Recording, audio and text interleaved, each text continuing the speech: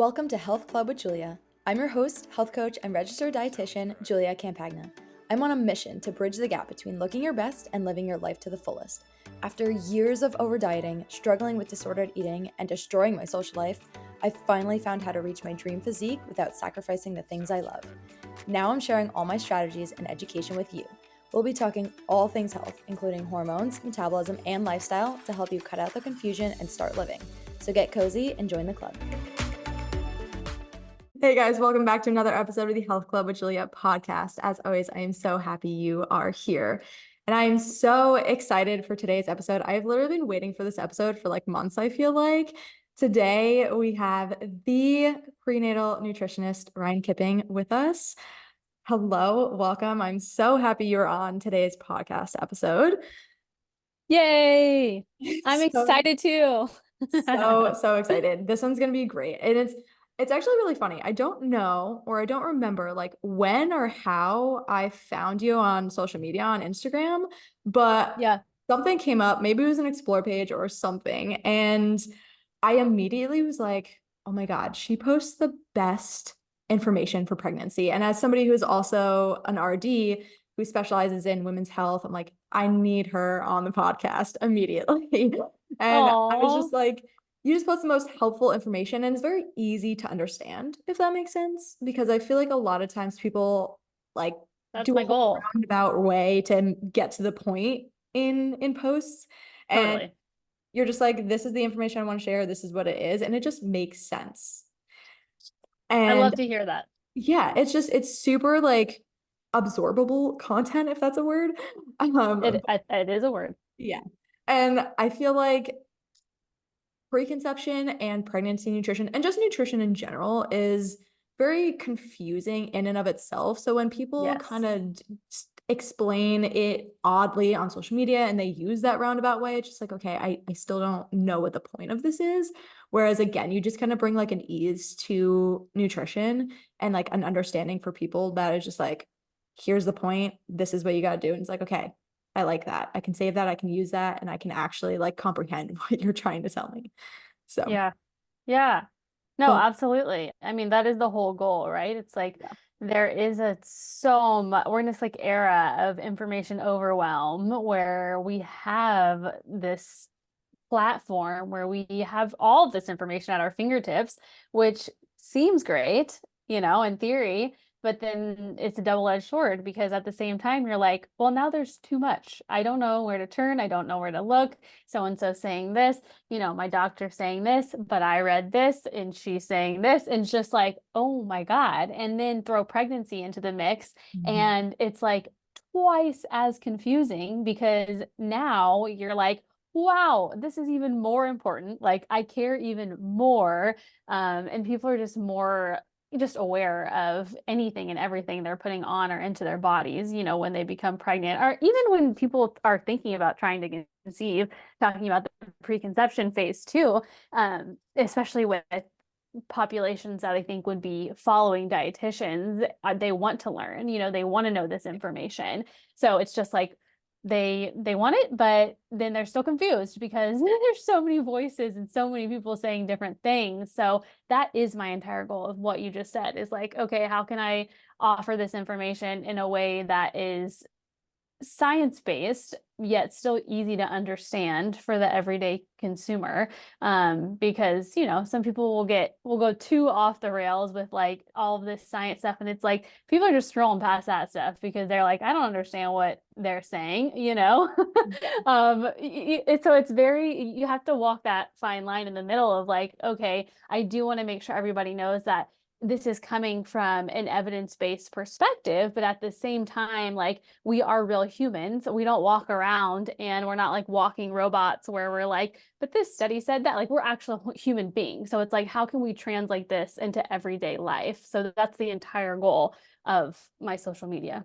Yeah, and I think you hit that goal very, very well, like I've already explained. And I always use the term like you're throwing pasta at the wall, hoping that it sticks, instead of using, like you said, evidence-based, scientific, actual data to use and say, like, okay, this is what I need to be doing. And you kind of close that gap of like this overwhelming state that people get in where it almost kind of like paralyzes them and they just don't do Do anything then because they're just totally. like, I'm so overwhelmed with the information. So you kind of like close that gap and are just like, okay, here's the evidence. Here's what is said that needs to be done to be a healthy individual, preconception, pregnancy, wherever you're at, whatever stage you're at. And it's absorbable and it doesn't have that overwhelming effect, which is so refreshing and so nice in a place where, again, there is so much information and it's almost too much information and a lot of misleading information on top of, there is some good information out there on certain, Yeah. on Yeah. Google and things, but it's just like, Right. how do you know which one is right or not? And that's why I always say, like, be wary of who you follow and things. And so, Right. again, that's why I think it's great to have somebody like you who's using evidence-based approach with the things that you're trying to give out and support women with. So definitely appreciate the work that you're doing. And on that note, can you actually give us like a little intro of yourself, your background, how you Yes. where you're at? I'm just jumping right in. Forget that. Yeah, I love that. Well, yes, I'm also a registered dietitian. I also have a master's in public health. I have been really focusing on this space, honestly, ever since I started in the field of dietetics. I previously worked in a clinic before I started my own business, but I've been sharing content on social media ever since 2018, which is crazy. It seems like it was yesterday, but also like so long ago. And I was then at that time too, I was focusing on preconception, pregnancy, postpartum, this whole period of life. I just felt like, again, there was too much information out there, or there wasn't any information that was like up to date. And that's a whole other tangent I could go off of on too. And I know we're going to cover some of those topics as well. But yeah, so I currently now have an app where I share the latest research about pregnancy nutrition in this app, which is a membership-based site where people can join. It's really a fully searchable database for food in the preconception and pregnancy period. I'm trying not to say too much because I don't know when this is launching, and we're launching some really awesome new and exciting things this year. So we're changing a lot about the app, but overall, it's basically the one and only app to go to if you're looking for evidence-based nutrition information for pregnancy. We update things super often because nutrition is the same, but also always changing. There's always new studies coming out, new data coming out, especially for pregnancy. Well, in general, there's such a lack of research. But when new stuff does come out, it's really exciting. And the more evidence we have, the better. So we try to keep everyone in our membership as up to date as possible on these things. So in addition to that, we also have, recipes and meal plans and things that will completely take the guesswork out of eating during pregnancy in general. And I should mention, it is also built to start before pregnancy. We have a whole preconception section for people that are, thinking about trying to have a baby soon, a meal plan you can follow with your partner, all of these things. We have a private podcast within the app, just so much information, yet in a digestible format. Don't want to forget that. Yeah, and I think it's so awesome that you are always in there and updating things. So this is going to launch in from the time that we are recording this in just a week. This is coming out next week. So Okay, you'll get okay, all the benefits of any changes that you're making.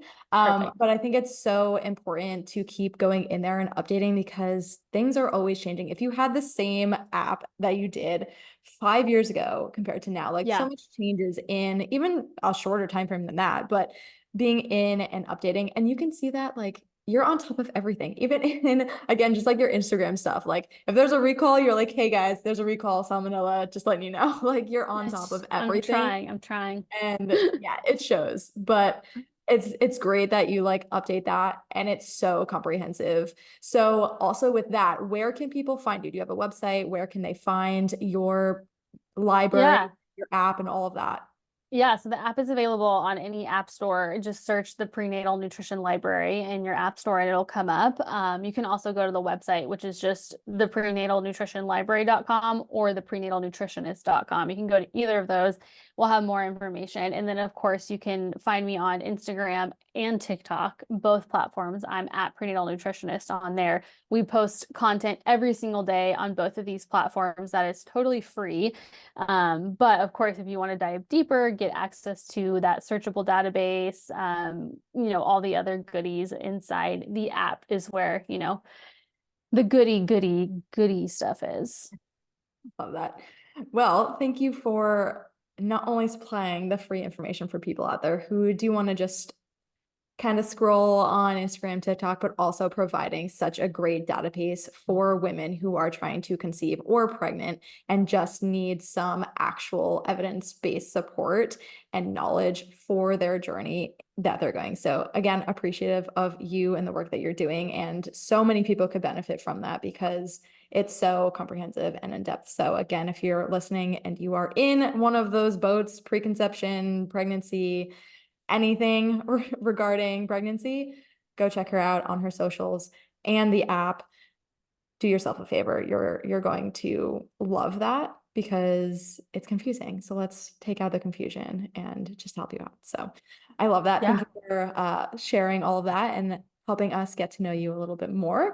But let's turn to today's episode. So we're going to be talking about both preconception and pregnancy in today's episode. And like I said, it can be really confusing. So I kind of want to break that barrier with some of these topics today and just help women understand, all the things, what to eat, what not to eat, what to watch out for, how much you should be eating, all the information. It's obviously a very, very important part of both preconception, pregnancy, and even postpartum. And so I really want this to be a helpful episode for, again, anybody who's in this boat, who's either looking to get pregnant or is already pregnant, going through postpartum, just to, again, break that barrier and confusion with what should I be doing and actually giving evidence and support for whatever part of journey you're in. So let's dive into some questions. We'll kind of go in timeline order. So we'll start with preconception, then we'll go into pregnancy. Perfect. So let's start out with preconception, right? I feel like a lot of women are like, okay, I want to get pregnant. Let's do things right now.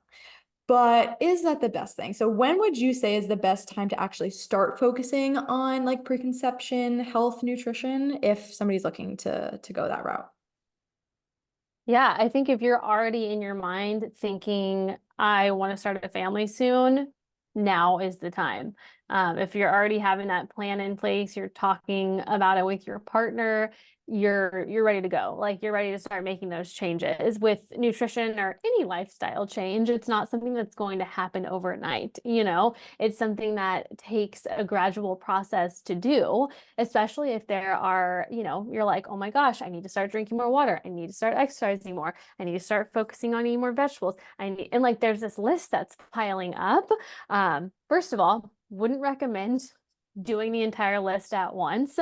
But secondly, a lot of those things, in order to form them into a habit, which is the goal, it takes time to do that. So it's not going to be this thing where you're like, okay, next week I'm gonna, and people obviously do this and they find out that it doesn't work. But you got to pick a few, maybe two, maybe three things that you really want to focus on and you feel like are going to have the biggest impact and start there.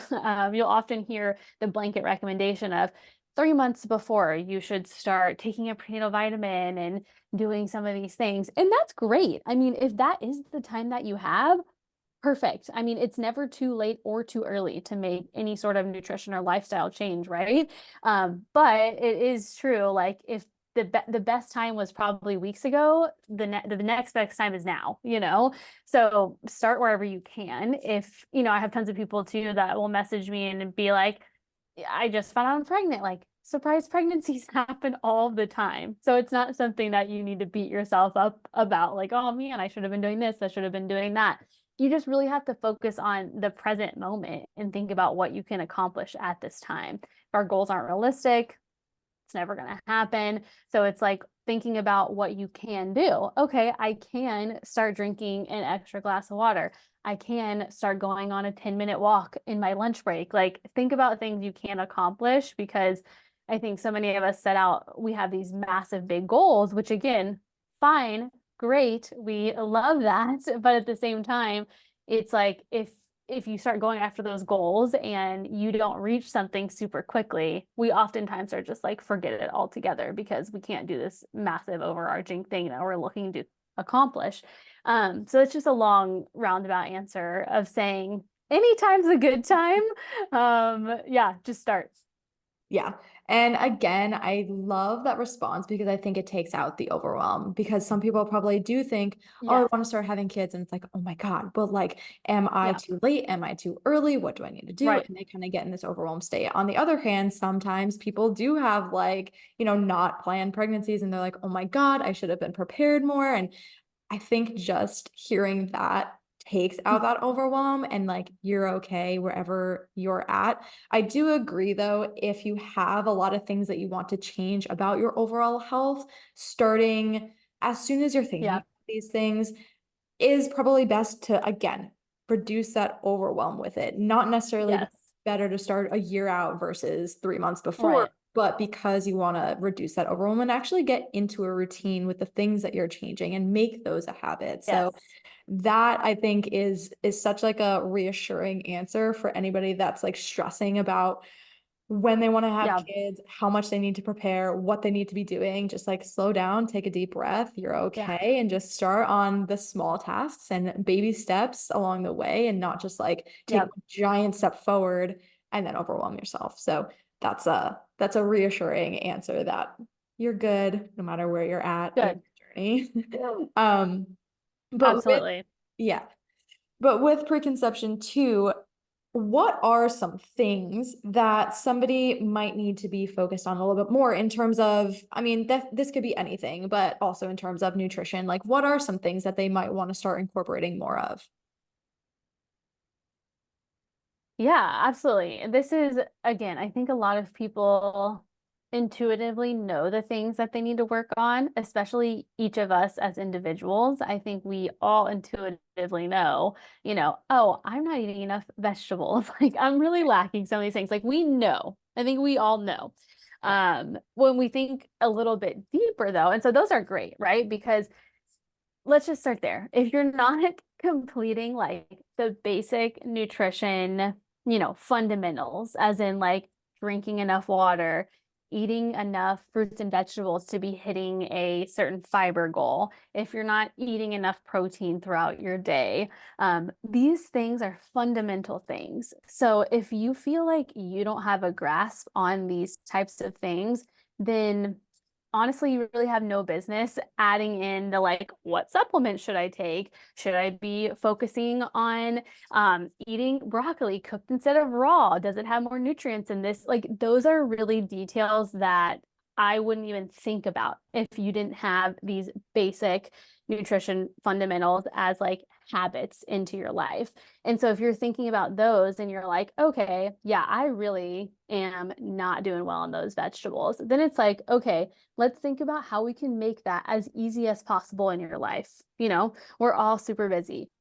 I mean, most of us don't want to spend hours in the kitchen unless that's a hobby of yours, then fantastic. But for most of us, it's like we don't have that time. Some Yeah. people already have kids and they're thinking about like having a second or a third. So how can you make that as easy as possible, to accomplish that? So start there, start with the fundamentals, because those things are still incredibly important during the phase leading up to becoming pregnant.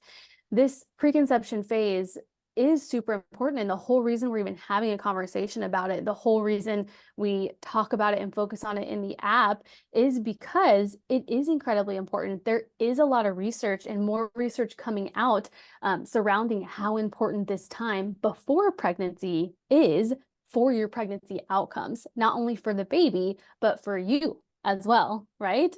So I think a lot of us kind of have that mentality of like, oh, these are things I'm going to do when I am pregnant. which is great. I think that's you should do those things too, but we want to still focus as much as we can on this time leading up to. Secondly, there's that factor of it. Secondly, when you do become pregnant, it can be really, really challenging during the first trimester. Sometimes people can't eat, like they literally can't eat. It's like they're eating crackers or they're struggling to keep down like fluids, like in the worst case, right? But like usually for so many people, it is survival mode. And so you can't eat vegetables, you can't eat fish, you can hardly eat protein that you want to eat. There's like balanced plates for a lot of people, even for people that don't have um even for people that are like vomiting. Like it's just like the aversions to things are really, really common because it's just your body's going through so many changes. That's like, whoa, this balanced plate that I used to love before, it sounds disgusting. Like you're not even going to want to look at it or see it at the grocery store or think about it, you know? So that is another huge reason why that time leading up to pregnancy is so important to be making those balanced, well-rounded plates because your body knows what to do in pregnancy, right? Once you become pregnant, like it's crazy. And this is one of the reasons why I chose working in this field is just because I'm like, it is mind-blowing what our bodies can do. Like it's just mind-blowing. It's crazy. And so your body knows what to do. Like it has the blueprint. Granted, you were well nourished before getting pregnant, like your body's going to pull and use these things to keep like you going, keep baby going during that time in pregnancy that's really, really hard. So that is another huge reason why just like having a conversation around preconception nutrition is so important. So fundamentals, get those down. Work on adding as much color to your plate as you possibly can. That's super important. I mentioned fish, and I do think fish can be a difficult one for so many people. It's just like people don't generally like fish in America, especially Americans. Like I feel like we're really struggling with just fish intake in general, but also like the types of fish that provide the most like omega-3s for us, people don't generally like. And this is myself included. Like I never ate fish growing up. And so I've had to like learn to like it as an adult. And it's like those fatty fish that taste like fish, like I don't really love. It's like sardines and herring and like these really types of fatty fish that are providing us with the most omega-3s that are so important during pregnancy. So I would say that's one thing if you are someone who like kind of likes fish or like these fish that I'm saying you're like disgusting. I would never eat sardines. Like think about trying to incorporate these, especially if you've never tried them. Like try them.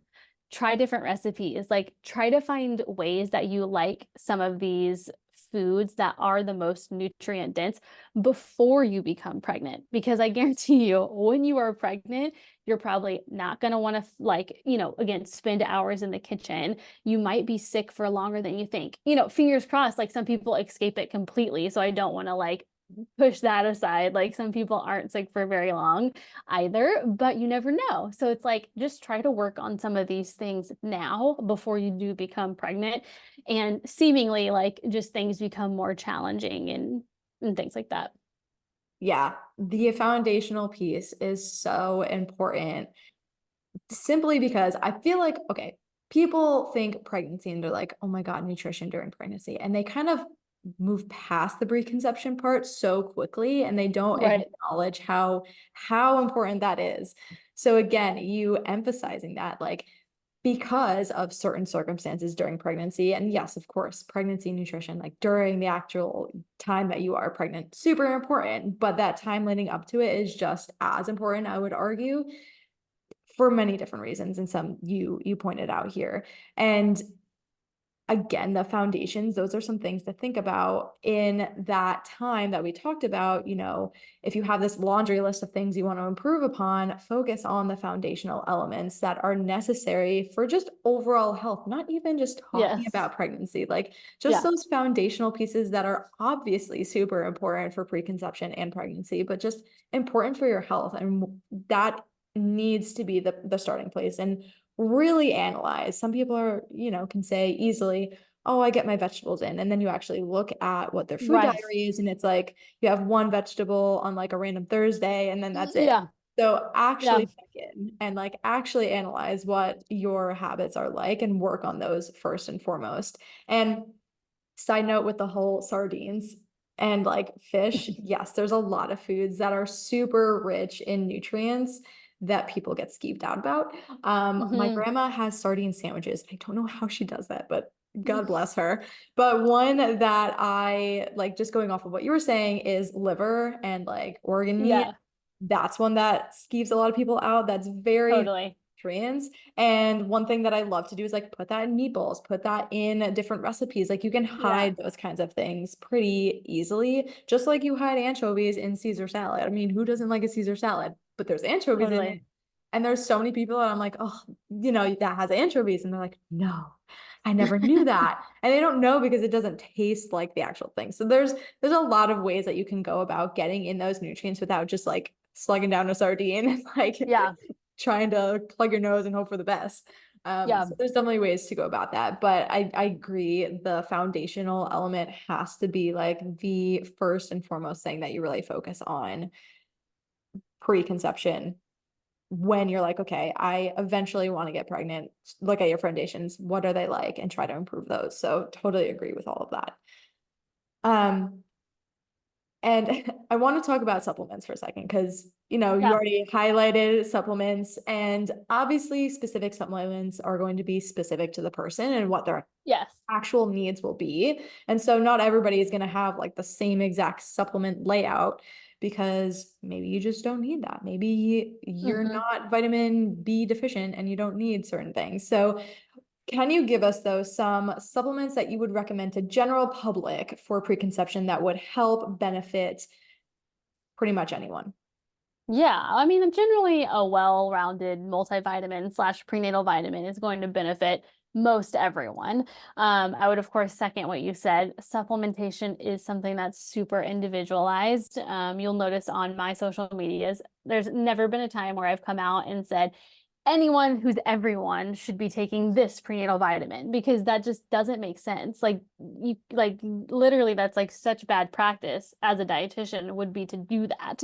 Yeah. So it's like you ultimately the best way to go about this is to work one-on-one with a registered dietitian or someone who is a knowledgeable, nutrition clinician to figure out what the best option is for you. There are so many factors to consider. Of course, your health, your current health, your previous health history, your current intake. You can run labs, which we highly recommend, to see if you have nutrient deficiencies. Getting something done like your vitamin D tested is extremely easy, and it is also really, really affordable to take a vitamin D supplement.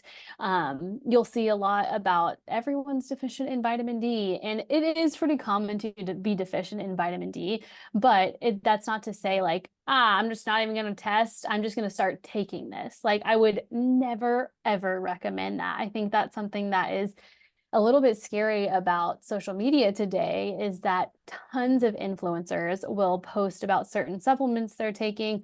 They have no problem working with, doing paid collaborations with supplement companies, unfortunately, because I do think it's super dangerous. So and so will see their favorite celebrity is taking this supplement. They will immediately order it and start taking it. And that has risks, especially in pregnancy. I always say, like, ideally, we want to take as limited supplements as possible in pregnancy. We want to try to rely, and this is for anything, we want to try to rely on real food sources as much as possible and use those supplements to just supplement your diet. And especially in pregnancy, because supplement industry not well regulated. There's like claims all the time. There was some prenatal vitamin company that found lead in their prenatal vitamin supplements. Like, these things just happen because there's such little oversight. So one thing I always say is make sure any supplement you're taking is third party tested, which basically means that supplement company has paid a third party to run tests on their supplements to make sure that what they're saying is not in there is not in there, and what they're saying is in there is actually in there. So that's super important. It's really easy to find on their bottle or looking at their website. It should be very easy to find. If you're digging for it and can't find it, probably a good sign not to take anything from this company, you know? Yeah, so just do your due diligence in checking out, the company that you're purchasing supplements from. There are certain things in a prenatal vitamin or a multivitamin to look for. I talk a lot about choline on my page. So would highly recommend finding a prenatal vitamin with some form of choline in it, especially if you're not an egg eater or you don't eat or you're allergic to eggs. Oh my gosh, especially if you're allergic to eggs. Yeah. Find something with choline in it. Folate, I think most of us are aware folate is really important during pregnancy. So I would recommend finding a supplement with folate. There are tons of other things I could go over here. Iron causes a lot of confusion, I think, because again, like folate, there are a lot of blanket recommendations out there that your supplement should absolutely have iron in it, when that's something that's super individualized too, and just as easy to test as vitamin D. So I would not recommend supplementing with iron unless you've tested first, and you can check your iron levels. We could talk about this. I could keep going. These are just some things to look out for, but they're, of course, like on top of a multivitamin prenatal vitamin, there might be individual supplements that you would benefit from as well. Just working with someone, we currently have a mineral testing bundle available for members of our app, which is really cool. You can get like your minerals tested, and then dietitians on our team will review your results with you and talk about some supplement recommendations. So it's a super affordable package. I think it's kind of a no-brainer, especially if you're trying to conceive. Yeah, definitely. Again, be wary who you follow and trust on social media. There's a lot of Yeah, misleading information out there, but the labs piece, super also important. I feel like yeah, I always just, again, for general health, always recommend at least like a yearly lab checkup, at least definitely. minimum a year. And if you are trying to conceive slash in pregnancy, you best be getting labs done to see if you are Yes, deficient in anything, if anything is going on, so you're reducing risks and complications. yes, But it also gives us an idea of what supplements that you should take. So again, I love that you're preaching, not just going out there and buying all the supplements under the world because XYZ told you to do so, but actually looking at your data specifically, what's going on with you, and actually saying, okay, this might be beneficial for me. And definitely be aware of the companies that you use for sure. And again, I feel like you do a good job of talking about like what to look out for in your prenatal supplements and all of that on your socials, which is very helpful for people to actually go and have, again, evidence-based, somebody that you can actually trust. So again, look at her socials and or her app and get more yes. information on that because yeah. Yeah, we do have a whole guide too, which I didn't mention. We have a whole guide that goes over prenatal vitamins, which has like, a top 10 kind of list of things that everyone should be looking out for. But then we go over like very specific brands, what are pros and cons of these, and then who might benefit from it too. Like, if you're a vegetarian, or again, like I just mentioned, if you don't eat eggs, like, this might be a good option. So if you can't, because I know working with a dietitian isn't available to everyone. I totally get that. Some insurances cover it, some don't. Like it's another story there. But this guide is available for literally $19.99. So it's super, super affordable to get your hands on this at the least, Yeah. to check out some options that are vetted by registered dietitians who specialize in prenatal care, and can give you a better idea. We have budget options, best for nausea, low pill count, like literally everything. Yeah, that's like a no-brainer. I mean, like you said, for some people working with a dietitian isn't in the cards for them, and that's fine. But something like this is pretty much a no-brainer, especially if you are taking it seriously and want to know more. And number one, not like rack your brain going through Google trying to figure it all out. Yeah, And also number two, actually having somebody that's trusted and actually has evidence on the things that they are telling you to do. So again, another reason just to go and check her out. Get this guide if you're like, I don't know what to do with a prenatal, which one is best for me. Go check it out. You will get your money's worth out of that. It's a definitely. no-brainer. It's a no-brainer.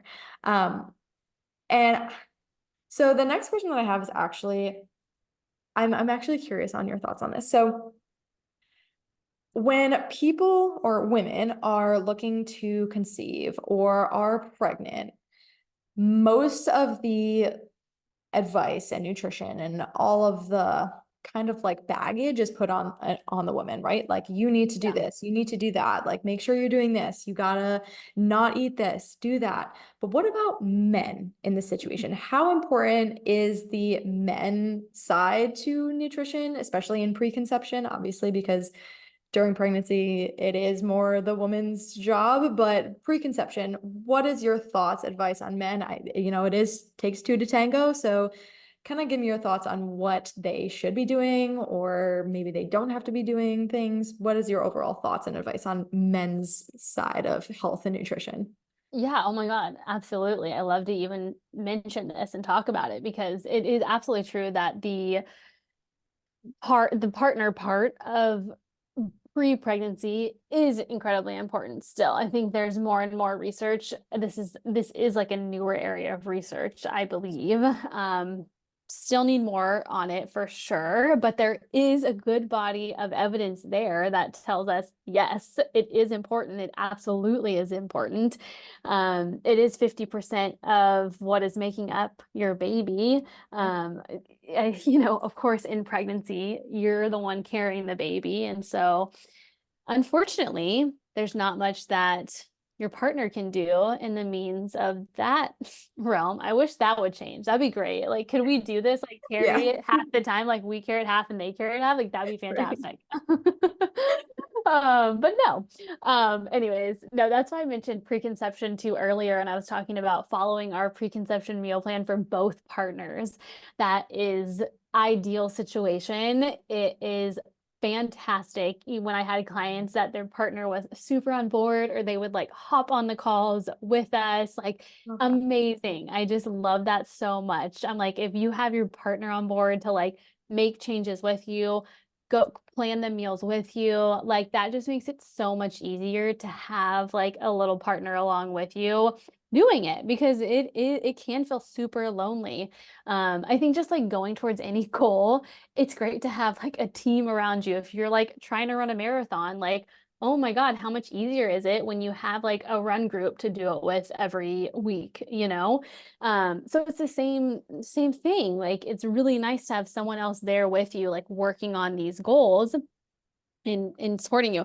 So yes, super important. That side of the nutrition piece is too. There are certain studies on like certain foods, like for some reason, walnuts have been shown to boost male fertility. There's lots of data that's showing like male fertility is declining along with like female fertility too. That's like another podcast in its own.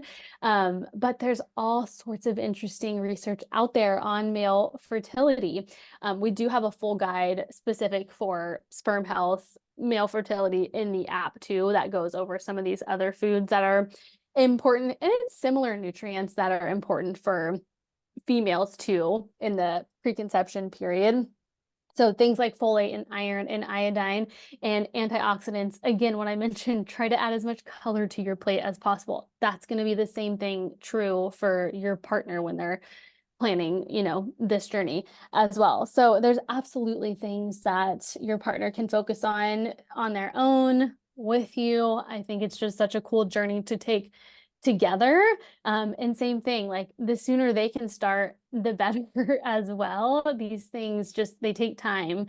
It's like doing a workout or like I always compare it like those like ab workouts that are like, get a six pack and whatever, or like you do abs for like 1 week and then like next week you're like, why don't I have abs? Yeah. And it's like the same thing. It's like you're not going to eat high folate foods for 1 week and then the next week you're like, ah, I'm great. My folate Right. levels are wonderful. Like it does take time for these things to build up. There's of course some nutrients where you can take them for a couple weeks and already see the effects, but in general, I would say that nutrition changes take a good amount of time to increase. I've done mineral testing myself and working on, some of my mineral levels that were low, and it's been like, 6 months, 8 months of me like every single day working on some of these minerals. I'm like retesting and they are barely moving up. So it's like it takes time for these things to change. So just start, I guess, is the premise of this whole podcast for me. Yeah.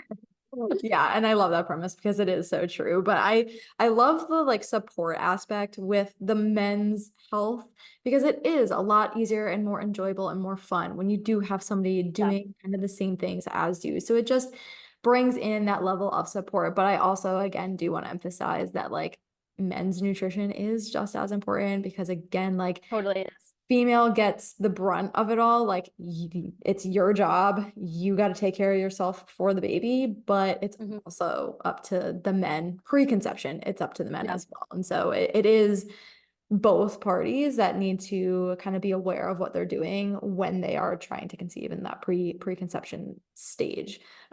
So I appreciate your thoughts and Mhm. conversation on that. But I want to switch gears now. I want to talk about more like pregnancy specific nutrition. So let's debunk some myths. And this is probably one of my like favorite topics to like talk about and research on is like common pregnancy myths. Like you hear all the time, right? You're pregnant, you need to be eating all the time, which you do. Like your needs are there, but the whole like you're eating for two now, like all of that. I love talking about it. So, what are some common pregnancy myths and can you just like kind of debunk some of those? Yeah. Yeah, the eating for two one, I feel like is something I super hyper focused on back in like 2018 and 2019 when I first got started because I do feel like it was, and I think this is like bias in part because I've been in this working in this field for what feels like so long is that I don't hear it anymore. But it could just be because I've like blocked it out too. I think people still say it like in the everyday world. I don't know, not on social media. But you're definitely not eating for two in any capacity. What I say instead is you're providing nourishment for two. It's just a different way to look at it. Because when we think eating for two, we think like, oh, we're eating double the amount. We're eating for two whole people, which for the majority, like super far into your pregnancy, your baby is like the size of an avocado or like, super, they're so, so tiny. And what's interesting is recently I posted about this and this new study came out that was showing that majority of like the extra nutrition that you consume during pregnancy is actually just for you. Like it's just to support you and it's not actually for the baby, which I thought was the most interesting part of that study and actually makes sense because like you're the one like the baby is growing inside of you, the baby is there and like but it's taking everything as it needs it.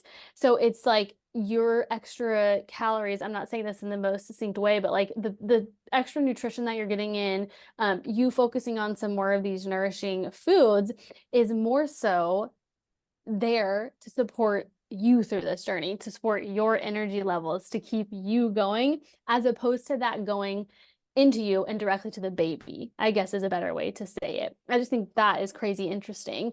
So yeah, definitely not eating for two.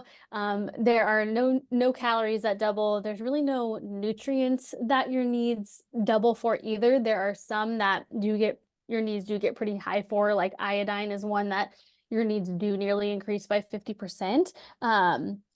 So it varies based off of the nutrient, but I just think a better way to look at it is just providing that extra nourishment that you need. Yeah, I love the take on that because I do think that when people say, and maybe I've heard it more now too recently because my sister was just pregnant. So like I've been around Yeah. her now more, but I've heard it a lot more recently. And like this eating for two phrase, I feel like can be really misleading because women are like, oh, okay, great. I can have like 5,000 calories instead of my regular 2,500. Hmm. And it's not necessarily the case. So I love that rephrasing of it instead of like eat for two, where it can be misleading, is the nourishment piece is a lot, I feel like, more efficient and an effective way to think about this whole eating for two quote, for people who aren't watching this, quote, eating for two concept. Yeah, I love that change in phrase because it just makes more sense and it just kind of highlights like you don't actually need to overeat and double eat because you have this growing baby inside of you. It's not. And that's not to like take away the fact that you can't indulge in some of your fun Right. cravings and Yeah. eat your favorite foods. I mean, God forbid, like you are pregnant, like you can have some fun and Yeah. eat some of the foods that you love. I mean, that is a whole piece of my philosophy as a dietitian too. And I think that in pregnancy, you shouldn't disregard that either. You should still be able to enjoy the food that you're eating every single day. You should still be able to eat your favorite foods. Like just because you're pregnant doesn't mean you literally have to stop eating the Right. things that you love. So just a little caveat there. Yeah, absolutely. I totally agree. I definitely don't. And again, this is for general health, like not even just for Yeah. pregnancy, but never like say, oh, I can't eat that and like just disregard it for your whole life because eventually Yeah. that can backfire. But yeah, more so just the concept of like overeating and overindulging Right. because you're quote unquote supposed to eat for two, which I think is a pretty common pregnancy myth that Yeah. I'm just hearing more recently and wanted to shed some light on for people. There's But definitely others. yeah, for sure. There's definitely others. And we'll talk about like common food situations too, which is interesting. But for nutrient needs during pregnancy, you mentioned like the iodine. Is there anything else that might be elevated that women should focus more on during the pregnancy part of their whole journey? Yeah, there's definitely other nutrients that your needs increase for. I mentioned choline, I mentioned iodine, vitamin D is definitely one. I also mentioned iron, which your needs increase for throughout pregnancy as well. Um, I mean, let's think. There's folate, which I mentioned too. I'm trying to think what are the other key ones that I haven't brought up. Magnesium, super important. I mean, I talked about minerals, the importance of minerals too. So there's other nutrients like along with vitamin D that are necessary, like vitamin A and calcium and vitamin D work together. Vitamin K2 and vitamin D work together. So all of these nutrients really play on each other and have partnerships that work throughout your body. So these are all equally important. I know I mentioned fish and omega-3 is incredibly important during pregnancy. I'm trying to think what are the other nutrients. I mean, B vitamins, we briefly mentioned B vitamins, but vitamin B12, really, really important throughout pregnancy for development of the baby. Lots of things. Yeah. Yeah, definitely a whole variety of foods. And I think it goes back to just like make sure that you have the foundations and you're having like a lot of color to your meals and just making sure that you're actually analyzing like how many fruits and vegetables are you getting during the day and not over stressing about like, did I get my vitamin D in today? Oh my God. And like over analyzing it, but just being aware of nutrient needs that are increasing and trying to be proactive in the realm of food and like what your plate looks like and having balanced meals. And again, going back to the labs point too, like seeing where your baseline is at and like actually saying like, okay, what am I deficient in so that I can be aware and improve those deficiencies so that I don't run into complications. So it all does kind of like tie together with things that we already mentioned. And actually, so I want to jump back to myths for a second, more so like food myths. So we talked about the eating for two, and I want to talk about specific foods. Yeah. So the obvious ones that you hear are like deli meat, runny eggs, raw fish, raw dairy.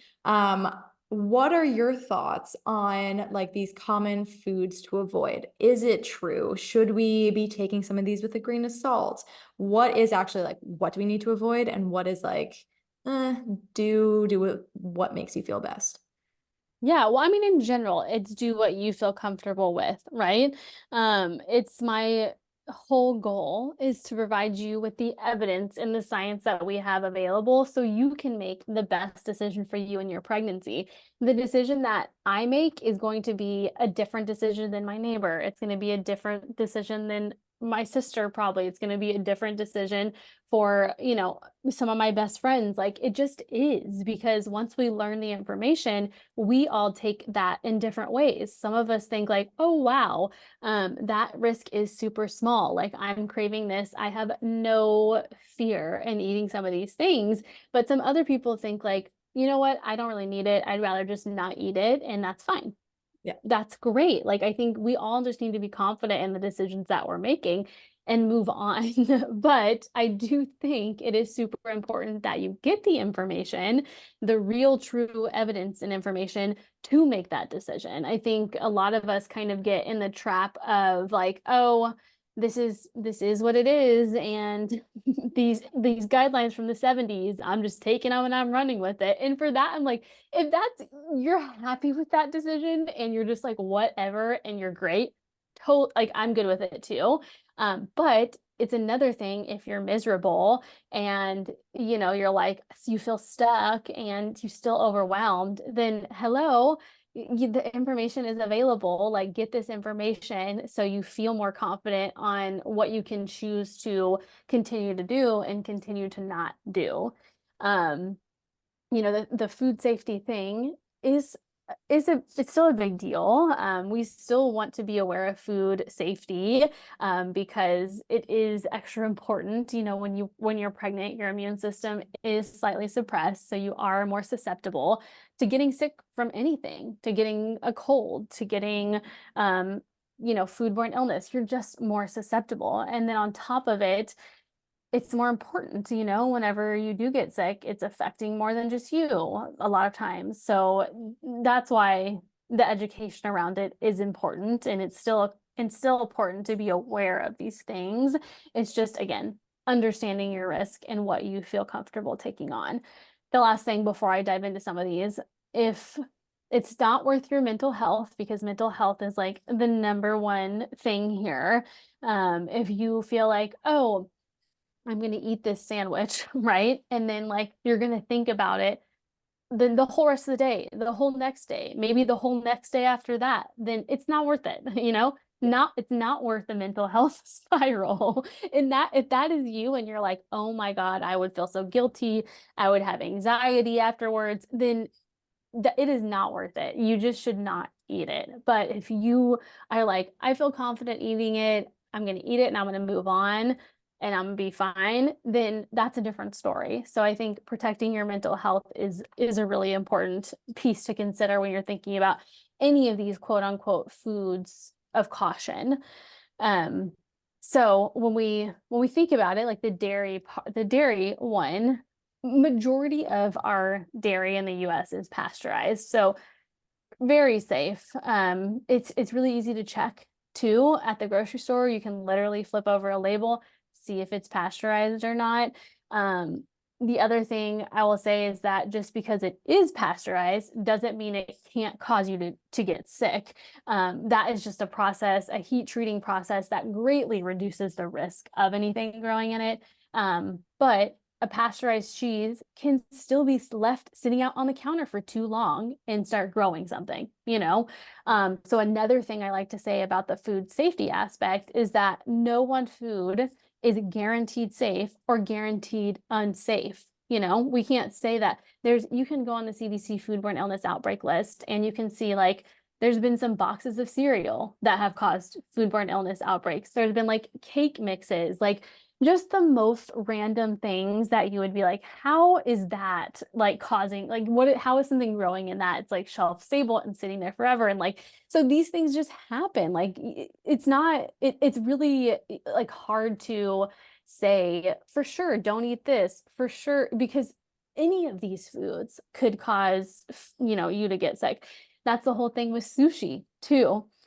Anytime I post about sushi, people will be like, "Oh, I thought it was the rice. I thought it was the seaweed. I thought it was the vegetables. I thought it was the fish." I'm like, you're right. It is. It could be any of these things. The rice could cause you to get sick. The fish could cause you to get sick. You could argue the produce in sushi is the most risky part of it because produce does cause the most foodborne illness outbreaks. So you could argue a sushi roll without any produce is safer than one with just produce, you know? So we really have to think about it that way. Yes, raw fish is not, is technically not recommended. It is not cooked, so there is a higher likelihood of you getting sick from it. But at the same time, a lot of people feel really comfortable eating sushi from a high quality sushi restaurants that, it's been flash frozen for the 24 hours. It's typically a more expensive place, a Right. lot of people feel very comfortable consuming this type of seafood. There's, of course, things you always want to consider with seafood. We want to avoid high mercury fish options, so that's always there. Raw shellfish, I do absolutely recommend avoiding raw shellfish. It's always like, especially raw oysters, there is like a warning of raw oysters every other month, I swear. So I'm like, raw oysters, complete no-go. Yeah, so those are some things you absolutely want to be aware of, and just like you're going to a reputable place and things like that. Um, so, oh my gosh, there's so many other things I could talk about forever. But in the app, of course, we go through every single one of these items and detail everything that I'm saying about the available research. And again, you read it, you take it as is, and you make the best decision. And people want me to say yes or no to these things, and I'm like, it is not my it's not my pregnancy. I'm just here to provide the education, the evidence. You have to ultimately make that decision. Yeah, definitely. And it is true that like it is up to you. Like some people will have deli meat and have Oh sandwiches and yeah. be fine, and some people won't. And some people like Japan, they eat sushi like all the time. Oh And yeah. people Oh are yeah. like, no, absolutely not. So it definitely does depend on your comfort level. And I love the mindset part of that too, because if you're going to stress about it, why put yourself through that if you're just like, I don't care. Absolutely. So I definitely agree with the mindset side of it and overall doing your research. And again, reiterating, this is why it's so important to do your research and go through somebody who you trust and use resources like your app that you have that are reputable and actually evidence-based and just like gaining the most knowledge for yourself. And I feel like that's the case for a lot of things is do the research and then make your decision based on what you feel comfortable in said research. As long as Mhm. you have all of the information to make the most informed decision for yourself, I feel like that's what you have to base your decisions off of. What is the research saying? What do you feel comfortable doing? And then stick with what you want to do. And some people might have words to say about what you choose, but if you're feeling comfortable with it Right. and you're not at super big risk, then do what you feel comfortable with. And again, going back to the research aspect of it, use the app that she's sharing, tons of information on there. Like she said, there's a lot more information than what we are even discussing right now. So use Yeah. the resources that are available to you. Hmm. And I want to wrap up with one more question, Yeah. which is there's a lot of, and I mentioned that's at the very beginning of this podcast, that preconception, pregnancy, it can be very confusing. It can be hard for women. They don't know what to do, what's best, what's not best, and it can get overwhelming. So what would you say your like top 1 to 3 things women should focus on during pregnancy, just to kind of like give them peace of mind? And like, if there's anything that you should focus on, it's these 1, 2, 3 things. Okay, I would say something we haven't mentioned, something we have not mentioned yet. I kind of did at the beginning, but would be protein. Protein is incredibly important during pregnancy. It is quite literally building your baby. I also mentioned that in the first trimester, this is a time when it can be incredibly hard to get in the amount of protein you're maybe used to eating before pregnancy. There are definitely ways that you can figure it out, sneaky ways that you can add in protein, things like Greek yogurt that hopefully sit better than meat during pregnancy. But overall, I think that we are generally not eating enough protein, and that sort of carries into pregnancy whenever your needs are super high, and they do continue to get higher as you go throughout pregnancy. So if you've never looked at how much protein you're eating, I generally think it is worth it. I'm not a proponent of tracking food or counting calories, especially not in pregnancy. However, I think as a short term, even if you just enter like 1 to 2 days of your typical eating into a um, what's the word? Calculator, like a nutrition calculator. I can't think of the word. To see how much protein you're eating, that's a great idea. That way you can be like, oh my God, I am crushing it. I'm eating 120 grams of protein. Great. And you just move forward and whatever, you don't have to do track again. Or you look at it and you're like, wow, I'm only eating 70 grams of protein or whatever it is. Either way, I think it's good to do this for just a couple of days of your typical eating.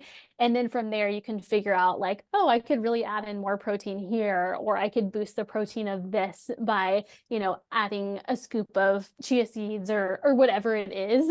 So I would say that is one of the biggest tips and one of the biggest things I would focus on, because in addition to it building your baby, it gives you more energy. Protein is the most filling macronutrient, so it's going to help you stay full throughout the day. All of these things. Number two, I mean, and this is like an obvious one, I think is just general hydration. Water doesn't fix everything, and protein doesn't fix everything either. But I would say that having, a fun water bottle, these water bottles are so popular nowadays, but getting a new one or doing what you can to make staying hydrated easy. Again, that's another theme of this podcast, I think, is like make it easy. Is staying hydrated, and generally too, and I've been talking about this a lot recently with us offering our new hair mineral testing and everything, is minerals. Most people are lacking a lot of these minerals that are incredibly important during pregnancy and vital to your energy levels as well. So adding, you can make these like mineral mocktails is what we call them. They're called other things on social media too. But adding your own little coconut water, or just adding sea salt to your water, these are really inexpensive ways to do this. Or you can buy like, the pre-made electrolyte packets and make it super easy to just add to your water. And then you're not drinking plain water all the time, because that gets super boring. I get super bored with plain water too. I'm like, give me something fun to drink. So you can do all sorts of flavors with these electrolyte blends and mixes. We have a whole guide on this too in the app. If you're like, oh my God, there's way too many options on the market now, which there are, to go through and kind of see which ones we would recommend for pregnancy. Again, if you do the hair mineral test, we'll give you very specific options that will fit your needs too. So that's, again, a really great option to go for as well. And then I would say, oh my gosh, it's really hard to pick 3 tips for sure. I feel like in general, it's just like what I was saying with, still making sure that you are enjoying your food and eating. I really hate when people come to me and they're like, this is miserable, or like, I don't know what to eat. I'm eating these same few foods. And this is really also super true for people who are diagnosed with gestational diabetes, which, again, a whole nother podcast for sure. Super common though with people with gestational diabetes. They're like, I hate my life. I can't eat anything. Like, these are the only 2 meals that work. And it just makes me super sad, because there are certainly ways that you can still fit in, again, eating your favorite foods, all of these things. So it's like, you still deserve to have fun while you're pregnant, and like be able to go out to eat with your friends and like feel confident in what you're ordering and all of these things. So I would still say, like, listen. I think the whole point of this third one is like, listen to your body. Eat things that you're craving. If it's something fun, if it's a specific food, like we didn't even cover cravings much, but like so many people crave like burgers, and so many people crave even fish and sushi, and usually those are cravings that you should listen to. Like, you're craving those things for a reason. Like pickles, like usually you do need more sodium. absolutely need more sodium in pregnancy. So if you're craving things that are salty, that's a great sign that you should go for those foods and really eat them. So I think overall, just listening to your body, trusting yourself, and following those like intuitions. Yeah.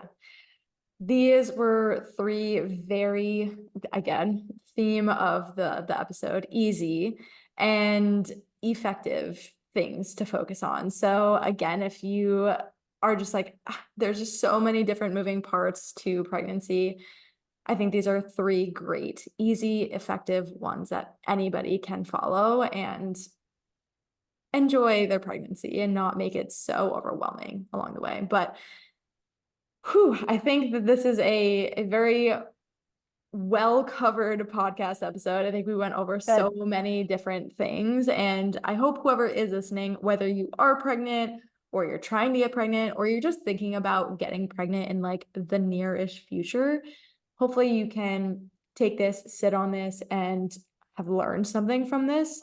Nutrition is obviously a really big player in preconception and in pregnancy, and something that shouldn't be super overwhelming and super confusing. And I hope that this helped take that overwhelm and confusion out of it for you. And you can just breathe a little bit easier no matter where you are in this preconception pregnancy journey. So this was amazing. Thank you so much for coming on. Is there anything that we didn't touch on that you think should be added?